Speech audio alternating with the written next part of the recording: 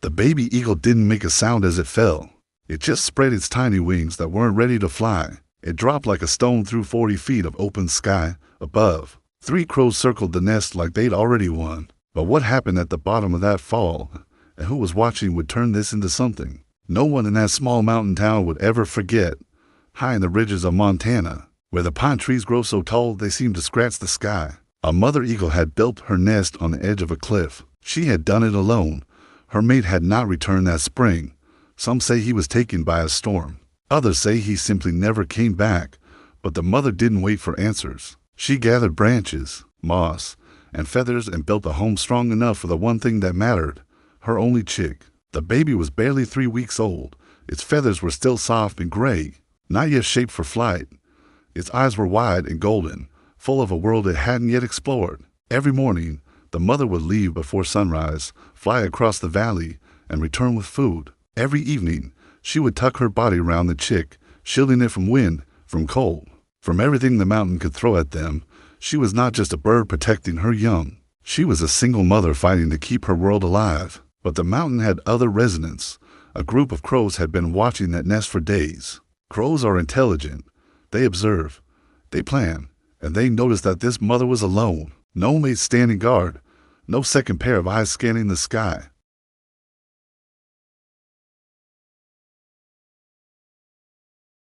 But they kept coming back. One gray morning, when fog sat heavy on the ridge and the mother had flown out for food, 3 crows made their move. They came fast and loud, diving at the nest with sharp beaks and flapping wings. The baby eagle had no defense. It couldn't fly. It couldn't fight. It could only stumble backward on legs too weak to hold ground. And then it happened. The chick tumbled over the edge. 40 feet of open air between that nest and the rocks below. The baby spread its wings, an instinct older than thought, but those wings had no strength yet. They caught nothing. The chick fell, bouncing off a jagged rock and landing in thick brush at the base of the cliff. It didn't move. What the crows didn't know was that a man named Thomas Harlan was sitting 100 yards away. Thomas was a retired wildlife veterinarian. He had come to that ridge every morning for 11 straight days, not to hike, not to photograph, but to watch that very nest. He had spotted the mother weeks ago. He had noticed the missing mate and something in him, the part that had spent 30 years saving creatures who couldn't ask for help, told him to keep watch. When the chick fell, Thomas was already moving. He reached the brush in under 2 minutes. The baby was alive, barely. Its left wing was bent at an angle that made him wince.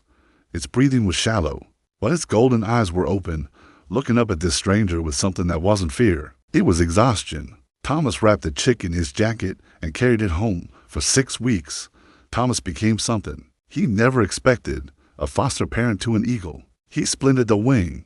He fed the chick by hand, strips of fish, bits of rabbit, everything a mother eagle would provide. He kept it warm.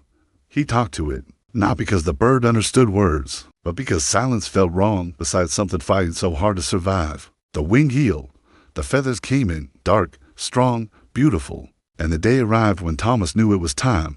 He drove to the ridge. He placed the young eagle on a flat rock near the cliff and stepped back.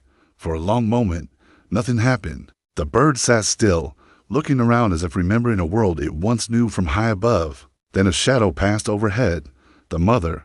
She had never left the area. For 6 weeks she had circled that ridge, calling out in a voice that carried for miles, searching, waiting, refusing to give up. She landed 10 feet from her chick. The young eagle walked toward her, slowly, unsteadily, and the mother lowered her great head, spread one massive wing, and pulled her baby close. Then she looked at Thomas, not through him, not past him, at him, a long, still, unblinking gaze that held something deeper than instinct. It was gratitude, raw, ancient, unmistakable. Thomas never told many people about that look. But years later, when someone asked him what the most meaningful moment of his career had been, he didn't mention awards or research papers. He talked about the morning a mother eagle looked him in the eye and said thank you without a single sound. Sometimes the most powerful conversations happen in silence. A mother's love needs no language, no explanation. It only needs the chance to hold on, and sometimes the kindness of a stranger who makes that chance possible. Not every hero wears a uniform. Some carry jackets stained with feathers and drive old trucks up mountain roads before dawn. And not every thank you is spoken. Some live quietly in the space between the beings who understand what it means to never give up on the ones they love.